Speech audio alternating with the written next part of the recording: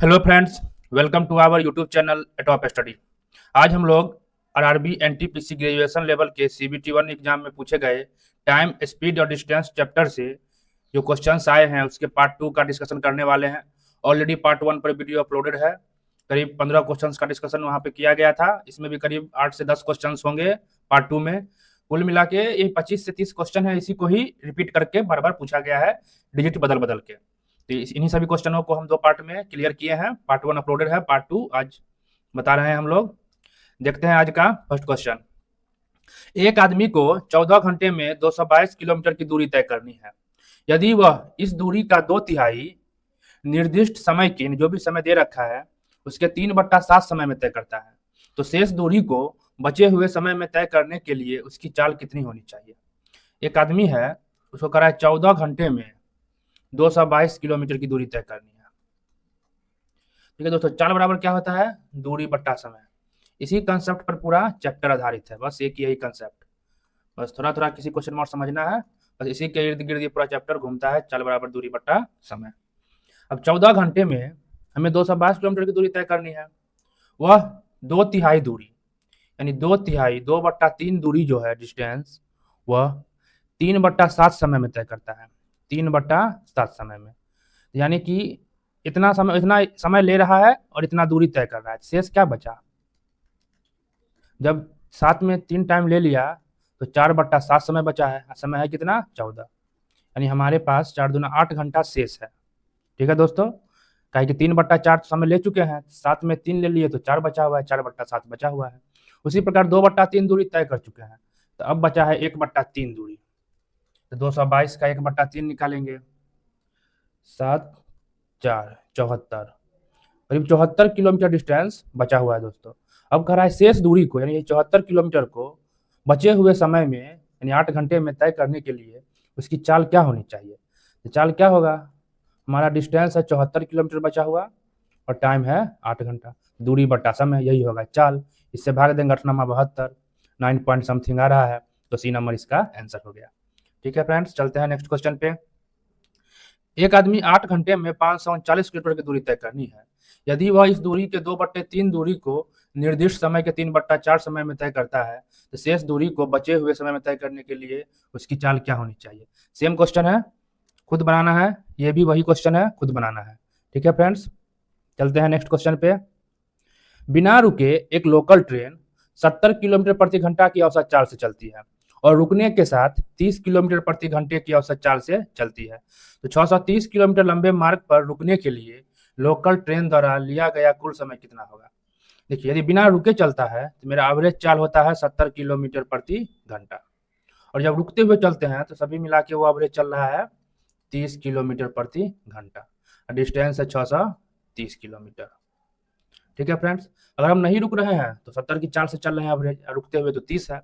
यदि बिना रुके हम चले तो कितना समय लगता होगा? समय बराबर क्या होगा? दूरी बट्टा चाल। तो 630 किलोमीटर की दूरी यदि हम 70 की चाल से चले तो कितना टाइम लगेगा? 7×9 = 63, 9 घंटे लगेंगे हमें, जब हम बिना रुके हुए चलते हैं तब। ठीक है, जब रुकते हुए चलते हैं तो एवरेज चाल 30 है, और डिस्टेंस हम 630 किलोमीटर तय कर रहे हैं और चल रहे हैं रुकते हुए, तब चाल क्या है हमारा? 30। तो यहाँ से आ गया 21 घंटा। यानी दोस्तों हम लोग जब रुकते हुए चलते हैं तो 21 घंटा टाइम लगाते हैं, कुछ रुके कुछ चले। यही एवरेज हमारा 30 किलोमीटर प्रति घंटा होता है और 21 घंटा हमें समय लगता है जब रुकते हुए चलते हैं। तो हम कितने समय के लिए रुके होंगे? 21 घंटा में हम रुकते हुए चले और जब लगातार चलते समय 9 घंटा टाइम लगता है, यानी हम कितना रुके होंगे? तो 21 घंटे में से 9 घंटे माइनस करिए, यानी कि हम लोग 12 घंटे रुके होंगे। तब जाके मेरा एवरेज चाल 70 से घट के 30 हो गया। 12 घंटा इसका आंसर होगा। ऑप्शन नंबर ए इसका आंसर हो जाएगा। ये सब पूछे हुए क्वेश्चन है दोस्तों। ये हाल में फिलहाल में जो एग्जाम हो रहा है आरआरबी इंटर लेवल के सीबीटी 1 का, उसमें भी पूछा जा सकता है। चलते हैं नेक्स्ट क्वेश्चन पर। सानू के घर से कार्यालय तक की दूरी 5 किलोमीटर है। सुबह वह इस दूरी को 1 घंटे में तय करता है, जबकि शाम को घर लौटते समय इस दूरी को तय करने में 30 मिनट अधिक लगते हैं। तो दो तरफा यात्रा के दौरान उसकी औसत चाल क्या होगी? एवरेज स्पीड क्या होता है फ्रेंड्स? कुल डिस्टेंस, जो भी डिस्टेंस है, टोटल डिस्टेंस बट्टा टोटल टाइम, यही जो हम लेते हैं। यहाँ सानू के घर से कार्यालय की दूरी है 5 किलोमीटर। 5 किलोमीटर वो पहले गया तो 1 घंटा समय लगा। जब वापस लौटा यही 5 किलोमीटर वापस लौटा घर आया, तो इस पर उसको 30 मिनट अधिक लगे, यानी 1.5 घंटे लगा, 1.5 घंटे लगे। तो यहाँ पर हमें एवरेज चाल बताना है, तो कुल दूरी क्या होगा, 5 और 5 10 किलोमीटर, और टाइम क्या लगेगा 1 घंटा और 1.5 घंटा, तो 2.5 घंटा हम लगाए हैं 10 किलोमीटर चलने में। यही हो गया एवरेज स्पीड, 10 किलोमीटर तय करने में 2.5 घंटा लगाए, यहीं से कैलकुलेट कर देना है। ये गया ऊपर 25 चौके, यानी हम 4 किलोमीटर प्रति घंटे के एवरेज स्पीड से चले हैं। यही इसका आंसर हो गया, डी नंबर इसका आंसर। ठीक है फ्रेंड्स, चलते हैं नेक्स्ट क्वेश्चन, ये खुद बनाना है, सेम क्वेश्चन है। नेक्स्ट क्वेश्चन, दक्ष 445 किलोमीटर की दूरी 89 किलोमीटर प्रति घंटे की चाल से तय करता है। अगली 495 किलोमीटर की दूरी 55 किलोमीटर प्रति घंटे की चाल से तय करता है। उसके बाद 250 किलोमीटर की दूरी 50 किलोमीटर प्रति घंटे की चाल से तय करता है। पूरी यात्रा के दौरान उसकी औसत चाल क्या होगी। फिर पूछ रहा है एवरेज स्पीड, तो भाई कुल डिस्टेंस टोटल डिस्टेंस बटा टोटल टाइम कर देना है। टोटल डिस्टेंस क्या होगा दोस्तों, 445 kilometre plus 495 kilometre plus 250 kilometre, ये हो गया टोटल डिस्टेंस। अब पता करें टोटल समय कितना लगा, तो टोटल समय तो 445 किलोमीटर चल रहा है 89 के चाल से, तो पहला स्टेज में कितना समय लिया है, तो दूरी बट्टा चाल, यही समय होता है 445 बट्टा 89, तो पहला स्टेज में इतना समय लिया। और सेकंड यानी अगली 495 किलोमीटर की दूरी 55 की चाल से चलता है, दूरी बट्टा चाल, सेकंड स्टेज में इतना टाइम लिया। थर्ड बोल रहा है 250 किलोमीटर की दूरी 50 के स्पीड से चल रहा है, इतना समय लिया। यही हो गया एवरेज स्पीड, इसे ही कैलकुलेट करना है, तो ऐड कर दीजिए ये 5 5 10 का 0 हाथ में 1 हो गया, 9 4 13 5 18 19 का 9 हाथ में 1 हो गया, 4 4 8 2 10 1 11, यानी 1190 आ गया ऊपर का जोड़ने पर बट्टा। ये देखिए 89 पचे कट रहा है, 5 89 पचे, 55 9 पचे कट रहा है लगता है, 9 55 50, ठीक है, यही 5 से कट गया, यानी आ गया 19, 5 5 19, इसी को इससे भाग देना है तो करीब आ जाएगा 62 पॉइंट समथिंग, यही ए नंबर इसका आंसर हो जाएगा। ठीक है फ्रेंड्स, चलते हैं नेक्स्ट क्वेश्चन पे। यस 204 किलोमीटर की यात्रा 68 किलोमीटर प्रति घंटे की चाल से, अगली 424 किलोमीटर की यात्रा 53 किलोमीटर प्रति घंटे की चाल से, और उसके बाद 66 किलोमीटर की यात्रा 61 किलोमीटर प्रति घंटे की चाल से तय करता है। फिर एवरेज स्पीड पूछ रहा है, सेम क्वेश्चन है, खुद बनाना है। चलते हैं नेक्स्ट क्वेश्चन पे। अपनी सामान्य गति की 5/7 चाल से चलने पर मनीष को कार्यालय 20 मिनट देरी से पहुंचता है, तो अपने घर और कार्यालय के बीच की दूरी तय करने में उसे कितना समय लगेगा।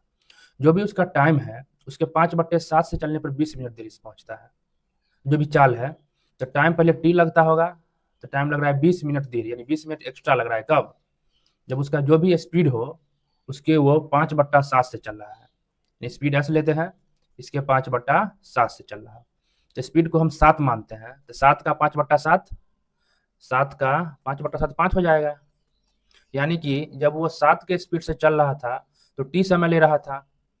जब अपने चाल का 5/7 चाल से चला, यानी कि 5 के स्पीड से चला, तो 10-20 मिनट देरी से पहुंचा, ज़्यादा लिया, तो सही समय क्या होगा।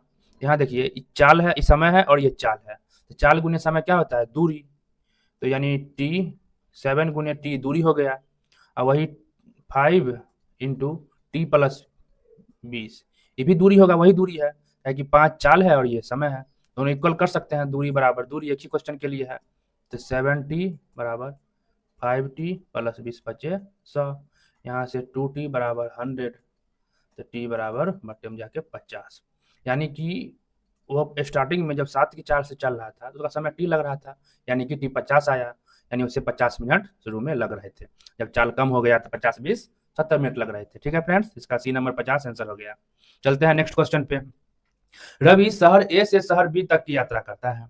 यदि रवि अपनी कार को अपनी सामान्य चाल के 2/7 से चलाता है तो वह शहर बी 30 मिनट देरी से पहुंचता है। यदि रवि अपनी सामान्य चाल से कार चलाता तो उसे शहर ए से शहर बी जाने कितना समय लगेगा। सेम क्वेश्चन है दोस्तों, जो भी बताए हैं जस्ट वही क्वेश्चन है, खुद बना लेना है इसको। चलते हैं नेक्स्ट क्वेश्चन पे, ये भी वही क्वेश्चन है, खुद बनाना है, रिपीट किया गया है बार बार फ्रेंड्स, 1-2 क्वेश्चन हम एक्स्ट्रा दे दिए हैं जो खुद बनाने के लिए। नेक्स्ट है, कार 8 घंटे में 1032 किलोमीटर की दूरी तय करती है। ट्रेन की चाल कार की चाल से दोगुनी है और ट्रेन की 1/3 चाल बाइक के चाल के बराबर है। तो बाइक 17 घंटे में कितनी दूरी तय करेगी? डिस्टेंस पूछ रहा है, सबके लिए एक ही फॉर्मूला है, चाल बराबर दूरी बट्टा समय। कभी समय इधर जाता है तो चाल नीचे आता है, और समय इधर भेजेंगे, दूरी बराबर चाल गुने समय होगा। इसी को इधर उधर करते रहना है। देखिए कार है दोस्तों, कार जो है 8 घंटे में 1032 किलोमीटर दूरी तय करती है। तो कार की चाल क्या होगा? दूरी बट्टा समय, 1032/8। ये हो गया कार की चाल। इसको काट के देखते हैं, काट देते हैं दोस्तों। 8 इकाई 8, 2 3, 8 दूना 16, 8 नमा 72, करीब 129 आ रहा है दोस्तों। 129 किलोमीटर प्रति घंटा, ये हो गई कार की चाल। अब ट्रेन का जो चाल है कार की चाल की दोगुनी है, 129 × 2। और साइकिल की जो चाल है वो ट्रेन का 1/3 है, बाइसिकल का 129 × 2, इसका 1/3/3। ये कटेगा 3 चौक 43 आ जाएगा, 43 दूना 86, यानी कि बाइसिकल का चाल हो गया 86 किलोमीटर प्रति घंटा। और 17 घंटे में कितना दूरी तय करेगी? तो दूरी बराबर होता है डिस्टेंस बराबर चाल गुने समय। तो वो चल रहा 86 की चाल से, पूछ रहा है 17 घंटे में कितना समय डिस्टेंस चलेगा। दोनों को मल्टीप्लाई करेंगे 7 छक 42, लास्ट में 2। देखिए दो में दोस्तों 2 कॉमन है, इसलिए गुना करना ही पड़ेगा इसे। तो 86 को करते हैं 17 से गुना, 7 छक 42 के 2 हाथ में, 4 7 56 4 60 गुना तो अब है तो करना ही पड़ेगा। 2 6 14, 1462 किलोमीटर इसका आंसर हो जाएगा। चलते हैं अब नेक्स्ट क्वेश्चन पे। एक बाइक 66 किलोमीटर प्रति घंटे की चाल से एक निश्चित यात्रा 20 घंटे में पूरी करती है। इस दूरी को 15 घंटे में तय करने के लिए बाइक की चाल कितनी बढ़ानी होगी? देखिए 66 किलोमीटर प्रति घंटा की चाल से चलता है तो उसे 20 घंटे में पूरी करता है। तो डिस्टेंस क्या होगा टोटल? चाल गुने समय, यानी 66 × 20, इतना किलोमीटर का डिस्टेंस है दोस्तों, इतना को तय किया गया है। अब कह रहा है उसी दूरी को 15 घंटे में तय करनी है। तो 15 घंटे में तय करें तो चाल बढ़ाना होगा। तब चाल क्या होगा जब 15 घंटे में तय किया जाए?